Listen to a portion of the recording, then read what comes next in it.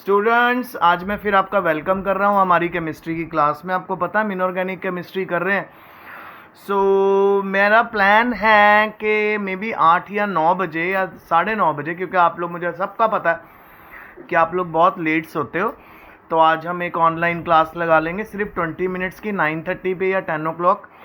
रात को मैं इसलिए लगाना चाह रहा हूँ क्योंकि मॉर्निंग में जब हम लगाते हैं तो आधी क्लास आपकी सो रही होती है, ठीक है। आज हम मे भी रात को मिलेंगे, मैं आपको इन्फॉर्म कर दूंगा 1.5 घंटा पहले। तो आज पहला क्वेश्चन है, स्कैंडियम 3 पॉजिटिव आयन जो है वो कलरलेस क्यों है। ये मैंने आपको कल ही समझा दिया था कि स्कैंडियम की इलेक्ट्रॉनिक कन्फिग्रेशन होती है 3d1 4s2, और जब ये अपनी कटायनिक स्टेट में जाता है तो ये अपने तीनों इलेक्ट्रॉन लूज कर देता है। तो जब 3 इलेक्ट्रॉन लूज करे तो 4s0 3d0 हो गया। तो जब 4s0 3d0 हो गया तो यानी ना तो उसके पास कोई अनपेड इलेक्ट्रॉन है, इस करके वो कलरलेस होता है, और इवन वो डायामैग्नेटिक होता है। मैग्नेट में मैग्नेटिक फील्ड में कोई भी अपना इफेक्ट शो नहीं करता। फिर नेक्स्ट है जी, एटॉमिक रेडियस जिरकोनियम और हैफनियम बिल्कुल बराबर है बेटा। ये मैंने आपको कल भी सेम क्वेश्चन आ गया दोबारा। उसके पीछे रीज़न ये है कि जिरकोनियम और हैफनियम जो है ना वो 4d और 5d सीरीज एलिमेंट हैं, ठीक है। अब इनके बीच में लेंथेनाइड कंट्रैक्शन आती है।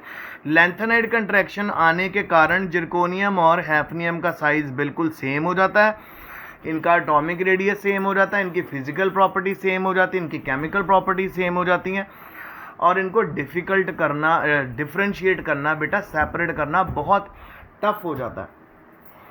अगर आपको याद हो, मैंने आपको पहले भी बताया था कि लेंथेनाइड्स में सबसे बड़ी प्रॉब्लम क्या आती है। सबसे बड़ी प्रॉब्लम आती ही सेपरेशन की है। इनको हम सेपरेट नहीं कर पाते। सेपरेट क्यों नहीं कर पाते? क्योंकि जी इनका बॉइलिंग और मेल्टिंग पॉइंट बिल्कुल नियर बाय रहता है।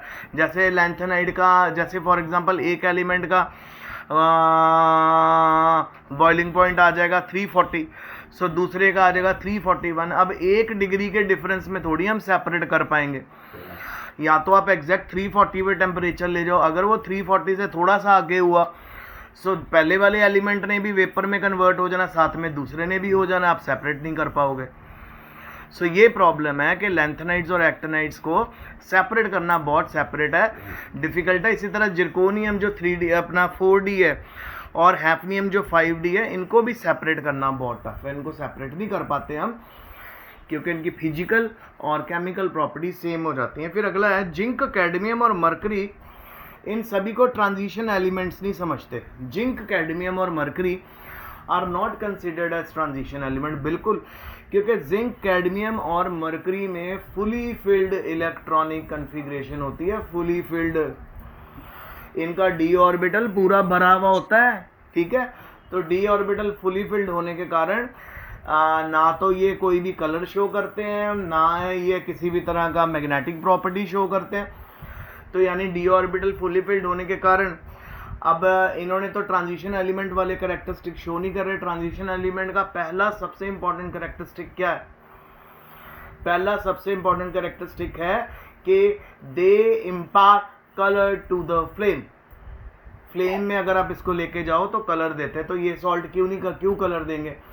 ये नहीं देते क्योंकि इनकी पूरी इलेक्ट्रॉनिक कन्फिग्रेशन फुली फिल्ड है, ठीक है। तो समझ आ गया? तो ये देख लो, zinc, cadmium and mercury have D10NS2 electronic configuration, बिल्कुल स्टेबल आयन बनाते हैं। और अगर बेटा इनको हम पॉजिटिव ऑक्सीडेशन स्टेट में लेके भी गए ना तो ये अपने S में से, ऑर्बिटल में से इलेक्ट्रॉन लूज कर देते हैं। तो जब S में से 2 इलेक्ट्रॉन लूज किए तो D10 तो फिर वैसे का वैसा रह गया, फुली फिल्ड रह गया। सो इस करके कोई भी आपको यहाँ पे एक्साइटेड स्टेट नहीं दिखेगी, कोई कलर नहीं दिखेगा, कोई आपको पैरामैग्नेटिक कैरेक्टर नहीं दिखेगा। अच्छा, आगे, explain why the first ionisation energies of the element of first transition series do not vary much with increasing atomic radius. अच्छा, इसके पीछे बेटा मैं आपको रीज़न, पहले मैं आपको क्वेश्चन बता दूंगा क्या है कि जब आप लेफ्ट टू राइट जाते हो तो आयोनाइजेशन एनर्जी में ज़्यादा डिफरेंस नहीं आता। ये हम +1 में चलते हैं। याद है +1 में मैंने आपको बताया था कि आयोनाइजेशन एनर्जी क्या होती है? आयोनाइजेशन एनर्जी होती है minimum amount of energy required to remove the most loosely bound electron from an isolated state of gaseous atom. Outermost orbital of an isolated gaseous atom, एक gaseous atom में से outer most orbital में से electron निकालना बहुत मुश्किल। निकालने के लिए जो एनर्जी लगती है उसको आयोनाइजेशन एनर्जी बोलते हैं। जैसे याद करो सोडियम होता था, फिर मैं सोडियम में बताता था कि जिसका एटॉमिक नंबर 11 है, इसमें 11 इलेक्ट्रॉन है, फिर मैजिक नंबर में प्लेस करते थे 281। सो इसकी आयोनाइजेशन एनर्जी बहुत कम होती थी क्योंकि इलेक्ट्रॉन लूज करते ही नोबल गैस बन जाता था, याद आ रहा है। सो वो वाली आयोनाइजेशन एनर्जी कहता है ट्रांजिशन एलिमेंट्स में वे बहुत ज़्यादा वेरी नहीं करती, ठीक ठाक ही रहती है, ना बढ़ती है ना कम होती है। ऐसा क्यों? ठीक है, उसके पीछे रीजन है क्योंकि जो बेटा डी ऑर्बिटल है ना उसकी डिफ्यूज शेप होती है। डिफ्यूज शेप का मतलब होल्स होते हैं उसके अंदर, जिसके करके न्यूक्लियस पूरी पावर के साथ इलेक्ट्रॉन को अट्रैक्ट नहीं कर पाता। तो मैक्सिमम डी ऑर्बिटल्स में जो शेप साइज है आइटम का वो ज़्यादा डिफरेंशिएट नहीं करता लेंथेनाइड कंट्रैक्शन की तरह, जिसके करके जितने भी आपके ट्रांजिशन एलिमेंट हैं उनकी फर्स्ट आयोनाइजेशन एनर्जी या जो भी आयोनाइजेशन एनर्जी में ज़्यादा डिफरेंस नहीं होता। ये पढ़ें। In the first transition series, with increase in atomic number, electrons are added into 3d orbital. ठीक है, the increased nuclear charge, there is increase in nuclear charge, but there is a poor shielding effect of d electron.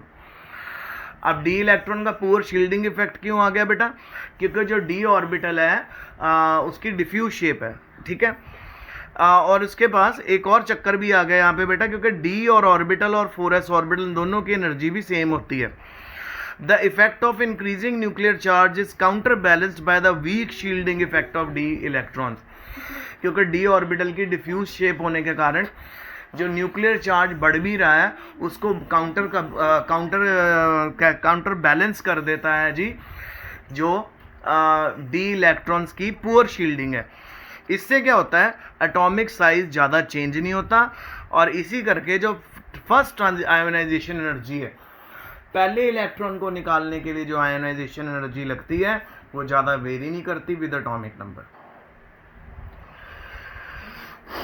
फिर यहाँ पे बेटा आपको कुछ बताया गया है कि आपको कुछ सम दिया हुआ है, sum of first and second ionisation energy दी हुई है और थर्ड भी दी हुई है, ठीक है, निकल और प्लेटिनम का नीचे दी हुई है।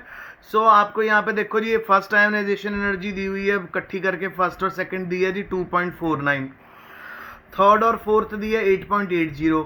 ऐसे इसके ऊपर क्वेश्चन आ गया हमारे पास, कहता most common oxidation state for nickel and platinum and its reason. कहता सबसे कॉमन ऑक्सीडेशन स्टेट क्या होगी प्लेटिनम और निकल में, तो वो होगी जी +2 ऑक्सीडेशन स्टेट। ये दोनों +2 ऑक्सीडेशन स्टेट शो करेंगे। और अगर हम प्लेटिनम के बारे में बात करेंगे इसकी सबसे कॉमन ऑक्सीडेशन स्टेट आ जाएगी +4। Platinum +4 oxidation state more easily show करता है निकल से। इसका रीज़न है क्योंकि जितनी भी आप इसकी आयोनाइजेशन एनर्जी प्लस करोगे, ज़रा देखो बेटा आयोनाइजेशन 1 से लेके 4 तक प्लस कर लो और यहाँ पे कितनी ज़्यादा आ रही है 11.29। अब अगर आप आयोनाइजेशन 1 टू आयोनाइजेशन 4 प्लस कर लो प्लैटिनम की तो उसकी वैल्यू कम आ रही है। तो निकल की +4 के लिए कितनी ज़्यादा वैल्यू 11.29 और प्लैटिनम की +4 के लिए कितनी वैल्यू 9.36। क्योंकि इसकी वैल्यू कम है इस करके प्लैटिनम +4 ऑक्सीडेशन स्टेट में रहना चाहता है और निकल की +2 ऑक्सीडेशन स्टेट में वैल्यू कम है इस करके वो रहना चाहता है जी +2 ऑक्सीडेशन स्टेट में। ये देखो निकल +2 में कितनी शो कर रहा है 2.49, कम ना, और प्लैटिनम +2 में कितनी शो कर रहा है 2.66। इस करके ये दोनों +2 ऑक्सीडेशन स्टेट की बात हो रही है। जितनी वैल्यू कम होगी उतनी ज़्यादा स्टेबल होगी। तो निकल +2 में रहना चाहेगा क्योंकि उसकी दोनों आयोनाइजेशन एनर्जी का टोटल 2.49 है, प्लैटिनम का ज़्यादा है। अब जरा हम +4 ऑक्सीडेशन स्टेट में देखें, +4 ऑक्सीडेशन स्टेट में चले जाओ, निकल तो पहुंच गया जी 8.80 पे और प्लैटिनम फिर कम हो गया 6.70। तो प्लैटिनम की आयोनाइजेशन एनर्जी 4 कम है इस करके वो +4 ऑक्सीडेशन स्टेट में रहना पसंद करता है। तो निकल कौन से सॉल्ट आपको मिलेंगे +2 में, प्लैटिनम के कौन से सॉल्ट मिलेंगे आपको +4 ऑक्सीडेशन स्टेट में। जितनी वैल्यू कम हो जाती है उतनी ज़्यादा उस ऑक्सीडेशन स्टेट की स्टेबिलिटी हो जाती है और वो सर्वाइव करती है। क्लियर हो गया? तो बेटा don't worry if you have problem, इसको से रिलेटेड भी जब अपन की जब हम लोग मिलेंगे हमारी गूगल मीट क्लास में तो आप मेरे से डिस्कस कर सकते हो। चले आगे। आगे क्वेश्चन है जर्कोनियम और हैफनियम। लो जी, फिर से एक ही क्वेश्चन, अभी अब मेरे ख्याल से तीसरी चौथी बार आ रहा है।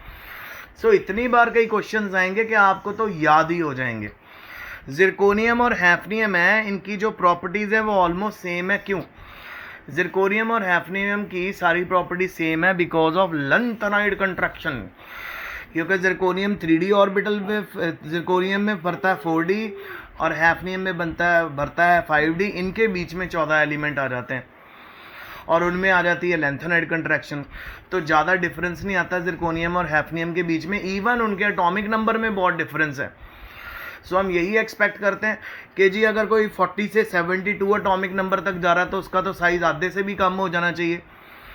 पर यहाँ पे साइज़ कम क्यों नहीं हो रहा? क्योंकि यहाँ पे लैंथेनाइड कंट्रैक्शन के बाद एंट्री हो रही है, इस करके जिरकोनियम और हैफनियम का साइज सेम रहता है बिकॉज ऑफ लैंथेनाइड कंट्रैक्शन। अच्छा, और इनकी प्रॉपर्टी सेम क्यों हो जाती हैं? लैंथेनाइड कंट्रैक्शन के कारण फिजिकल प्रॉपर्टी सेम हो जाती हैं, केमिकल प्रॉपर्टी सेम हो जाती हैं। फिर आ गया जी जिंक 2+ सॉल्ट वाइट होते हैं वाइल कॉपर 2+ सॉल्ट्स ब्लू होते हैं। बच्चों, अगर मैं आपको इलेक्ट्रॉनिक कन्फिग्रेशन यहाँ पे लिख के दिखाऊं, जिंक की इलेक्ट्रॉनिक कन्फिग्रेशन है 3D10 4s2। कॉपर की लिखें, कॉपर की है बच्चा पार्टी 3D9 4s2।